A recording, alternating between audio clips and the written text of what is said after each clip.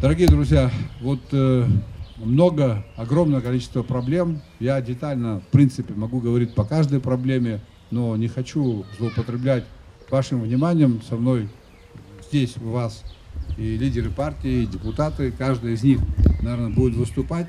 Я бы о чем вас хотел попросить. Мы неоднократно вас беспокоили, мы проводили несколько митингов, и ваше село на съездах, на митингах достойно было представлено.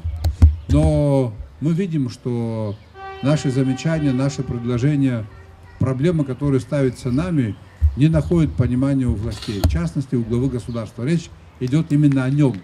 Можно посмотреть по нашим документам, по государственному бюджету, сколько денег мы имеем в государственном бюджете. Почему государственный бюджет последние 5-4 года ни разу не был выполнен? Ни разу, ни в 2015, ни в 2016, ни в 2017 году запланированные цифры государственного бюджета не выполняются. Это тоже показатель. Если бы такие данные или такое явление имело место быть один раз, мы могли бы подумать, что это случайно, и ситуация будет исправлена. На самом деле, в 2015 году государственный бюджет был запланирован в объеме 13 миллиардов, а был выполнен в объеме 6 миллиардов. На 50% он не был выполнен. В том числе Российская Федерация нам должна была и подготовила около 5 миллиардов рублей для инвестпрограммы, для школ, дорог. Абхазская сторона эти деньги выбрать не смогла, потому что не сумела подготовить проектно-сметную документацию на объекты, которые в рамках этой инвестпрограммы должны были быть возведены. Все это неумение, некомпетентность действующих властей.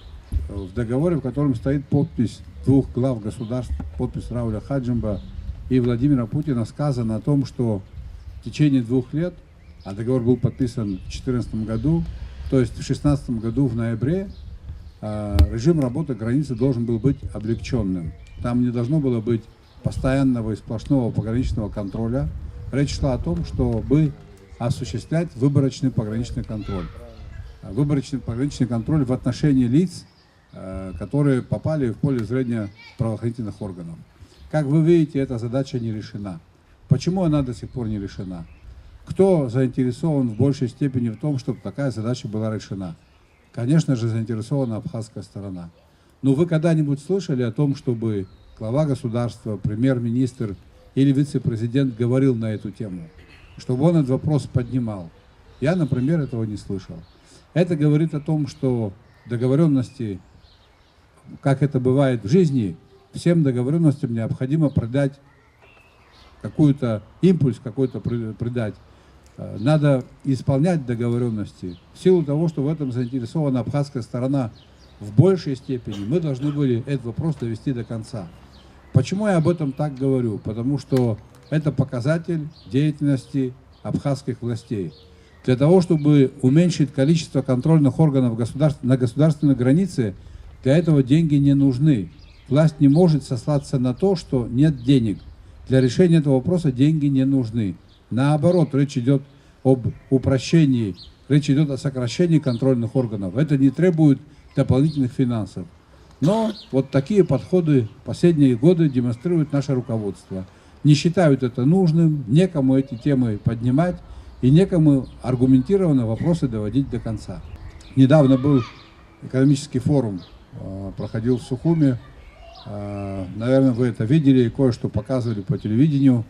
Группа товарищей, наших представителей, которые живут в Российской Федерации, они заказали проект развития, грубо говоря, экономического развития Абхазии в крупной компании. Документ был составлен в 2015 году и давно уже должен был быть реализован. Но, к сожалению, исполнительная власть во главе с президентом не считают, видимо, нужным действовать в соответствии с каким-то планом, иметь какие-то целевые показатели, иметь какие-то ориентиры. Все идет вот таким образом, спонтанно. И авторы этого документа организовали, значит, слушания в городе Сухум.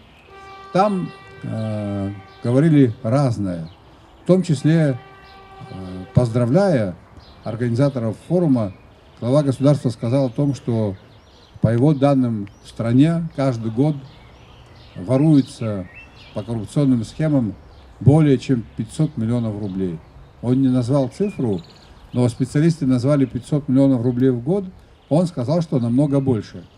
Уточняющие вопросы ему никто не задавал, но если даже это там 600 миллионов рублей, пусть будет 700 миллионов рублей, за 4 года это больше, чем 2,5 миллиарда рублей. Теперь представьте себе, какие проблемы есть в вашем селе. Насколько ваше село ощутило бы, если бы в ваше село вложили, например, 150 миллионов рублей. И за это время 150 миллионов рублей и водовод можно сделать, и трансформаторы поменять, и многое-многое другое, да? Вот эти деньги, которые украдены у вас, украдены у нас, у обычных граждан, с помощью этих денег можно было поднять несколько десятков сел.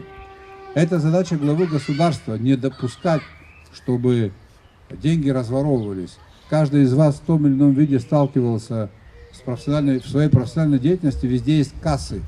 Грубо говоря, за кассу нашего государства в качестве, в том числе кассира, выступает глава государства. Если у кассира воруют деньги, кассир за это должен нести ответственность.